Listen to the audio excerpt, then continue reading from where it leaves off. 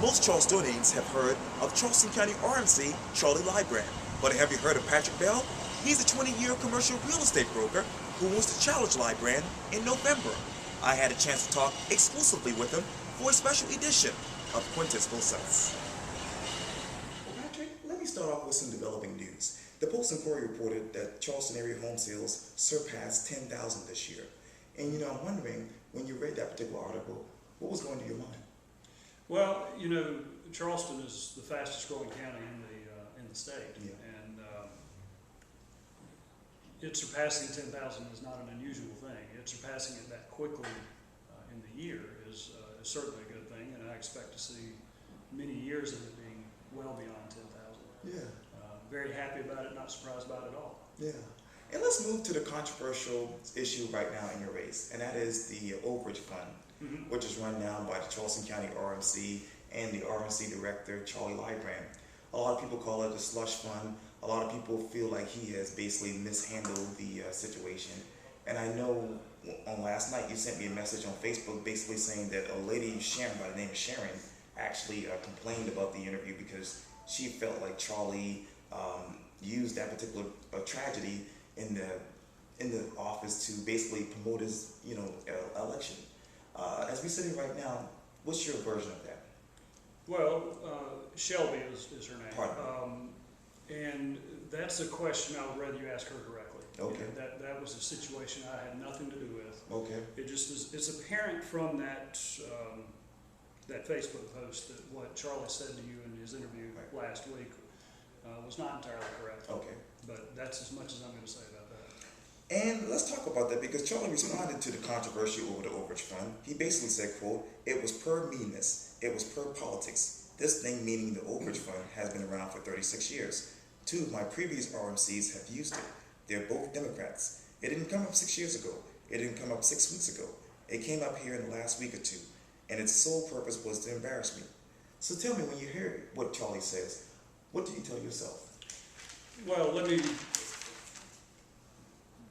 the only thing I tell myself is that he's trying to change the subject. Okay. Because there's two things. There's an overage account and then there's a slush fund. Right. And he's trying to make it out like the people that are complaining about it, which is not me, by the way. The people that are complaining about it are trying to get rid of the overage account. Okay. Nobody's ever said that to my knowledge. All they're wanting to do is have that account be public and be accounted for and to be audited. And that account, according to the county auditor, was unknown by anybody in the county other than my opponent up until a couple of weeks ago. So it's not a matter of should we have an overage account or should we not have an overage account. We certainly should have an overage account. It just should be public. And we should know what money's going into that account and what money's coming out of that account. We have not known that for my opponent's entire 20 years in office. Wow. Well, let's do something I call true and false. Okay. Charlie said this, quote, "My opponent is still acting like there's something wrong," meaning the overage fund. "He's out talking to Ministerial Alliance, stirring up trouble because they have nothing else to run on." True or false? False. Charlie says that the RMC has 20 million images online. True or false? That's probably true. Everything since 1997 has been scanned and imaged and is online. True or false? False. The historic library has been scanned and is online. True or false? State that again. The historic library has been scanned and is online. That's partially true. Okay. Charlie says that you don't own any property in Charleston County and you don't have any deed. True or false? False. Okay. Well, besides politics and campaigning, of course, let's talk about who Patrick Bell is. Okay. Well, I've been in real estate for over 20 years, Yeah. both in the Charlotte, North Carolina area and, of course, here in Charleston. Okay. I've also, this has been a good decade ago, when I was living in North Carolina, I was co-chairman of the North Carolina Commission on State Properties. I heard about that. And pretty proud of that. It was a good commission that was created to get rid of surplus state property, sell off that property, put it back on the tax rolls. Okay. That commission was done away with for political reasons back in the mid 2000s, Okay. around 2005, 2006. If it had stayed in place during the Great Recession, I think it would have been a great benefit to that state. Yeah.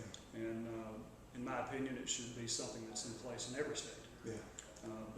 But it's not, so that's that. Where were you emotionally when that was taken away? Well, there were 3 co-chairmen, myself included, and we basically created it. We created the rules that govern that commission, and did a lot of work to get it up and running, and it took several years to get it to a point where it could actually be productive. Right. And then it was just kind of taken away from us. We were all, it was a great commission, 16 or 18 of us, and a great group of people. And I think we could have done a lot of good. It was just taken away from us before we had the opportunity, which was quite. And during the campaign, you actually got a huge endorsement from someone who really endorses people. Let's talk about your endorsement from the Charleston Realtors and Charleston Mayor Joe Riley. Well, I'm proud of both of them. Both Mayor Riley and the Charleston Realtors stand for ethics and good government, and neither endorsement was easy to get. Yes. Both of them took quite a bit of conversation, interviews, took several months, and I'm very proud of both of them. Yes.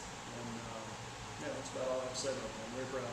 And we actually, when I was talking with Charlie last week, I talked to him about the whole situation back in the day when he was actually trying to get the RNC job, but he was also working as a full-time business owner. And you have some doubts about that. Well, I don't have doubts that he was working as a business owner, but what he said to you last week was that he had to quit his private work because the RMC job was such a full-time job. Right. Well, I have an email here in front of me that he sent to me on April the 8th, basically giving me a similar answer to what he gave you last week. And ever since then, I and other people have been asking the county to provide records to substantiate what he's saying. And we've been stonewalled ever since April the 8th, and we haven't gotten anything. And my point there is, if you've been working so hard in the RMC job, and you're proud of that, and I'm proud of the service that he's given to the county. Okay. But if you're proud of the hard work, provide us the records. There's plenty of records that show when he shows up for work and when he leaves. Okay. But me and others have been asking for 6 months and we've received nothing, and that's concerning. So describe to me the following one word: politics. That's a great question. Politics should not come into play in the RMC race. It really shouldn't. In my opinion, this race should not even be partisan. Okay. I do believe it should be elected, Okay. but I do not see a reason why it should be a partisan race at all. So that's all I have to say about politics as far as the RMC race goes. Commercial real estate broker, in one word.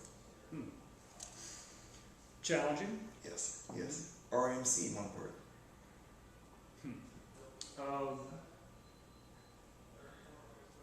That's tough to put in one word. Community service. Certainly. Yeah. Certainly. Your parents. Role models. Yeah. Lake Wiley, South Carolina. Home. Yeah. Patrick Bell. Wow. Community servant. Yes. Your future. My future in one word. Community service. Yes. Yes. Well, Patrick Bell, this was so great. Thank you so much. Anytime. Thank you.